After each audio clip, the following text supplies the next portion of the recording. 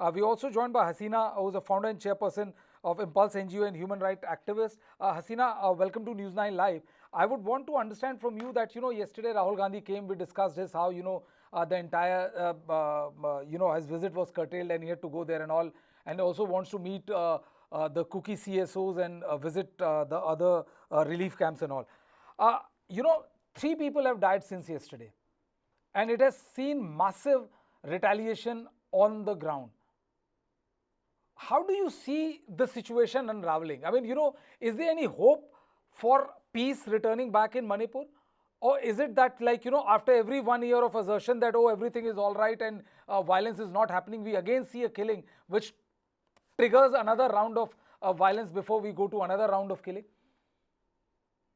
The need of the hour at the moment with Manipur is the peace and order at the ground. And that's a reality. And I think for that, whether the working state government or the central government, which is a major, will have to look into that situation so that this violence does not keep occurring in and out. Any visit of anybody, whether it's Rahul Gandhi coming into Manipur or any other political leaders coming into Manipur, the visit is, of course, an important part of the whole process as a constitution of the country. Political leaders, whether who are in the leading or not in the leading, has to come, has to see, has to reach out to the community, has to understand the problem that is existing, and will have to ensure that there are support systems being provided to the need that is already there. This is very, very basic humanitarian need that is needed at the moment. And the need for children, the need for women, the need for a family as a whole has become a necessity. I think even as a civil society organization over the last 2 months, I've been sitting and giving all my viewpoint again and again. But the fact that there's so much of humanitarian need at the moment in Manipur, which is not really coming through. What about that? I think for common people, there's a basic need. And in a situation of crisis like this basic needs has to be met immediately. You cannot allow hunger or any kind of situation to bring in more violence and aggression, because that's a very basic human right. So beside everything around who is visiting, how the visit is taking place, the law and order situation is a very state level, and it has to be coordinated in the framework of a law and order situation. But all these visits, are they culminating into any kind of immediate support to the camp, the relief camp? People who are needing the most? I think that's a question that we need to ask in the entire debate for the entire 2 months going on. Absolutely. I completely agree with you. There you see the visuals which has come from Chura Chandpur, Rahul Gandhi eating along with the children in the relief camp. Call it photo op, call it whatever you want to, but it's a very telling tale of the kind of misery people in Manipur are subjected to. It will take a lot before the situation, return back to normalcy. There's this Rahul Gandhi who is going to a relief camp, and what we have been given to understand is that today Rahul Gandhi has already left for Morang, and we'll get his visuals. Apart from there, he'll go and meet all the affected families and visit the relief camps. After that, he'll be back in Imphal. At Imphal hotel, he will meet civil society, CSOs leaders, Meitei leaders, United Naga Council leaders, 10 like-minded 10 like-minded political parties and women leaders. This has been said by Manipur Congress President Keishmamthong, and also he is likely to address a press conference there. Rahul Gandhi, who is on his way to Morang, and I will go to Dr. Tombing.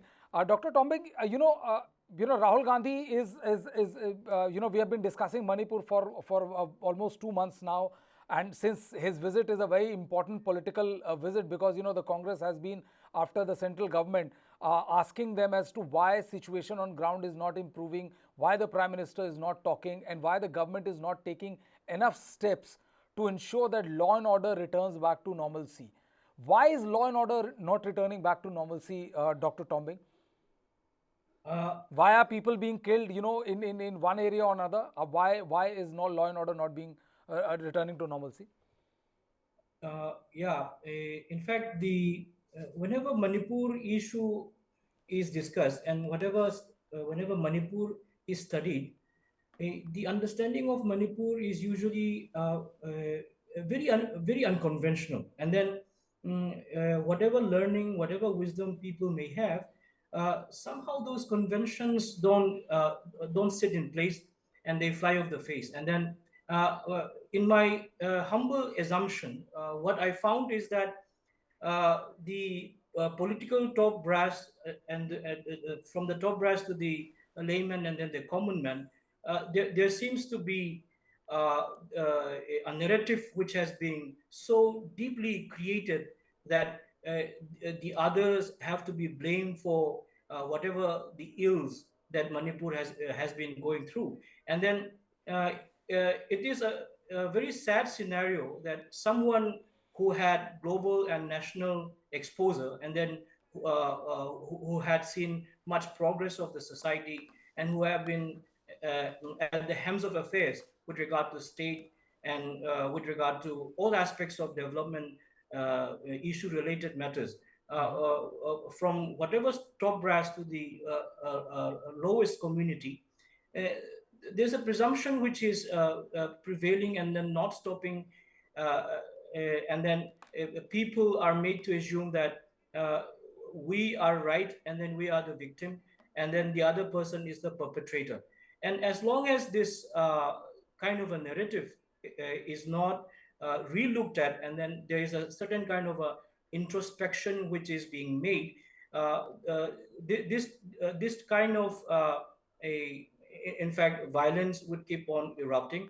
In fact, I really agree with the one of the panelists.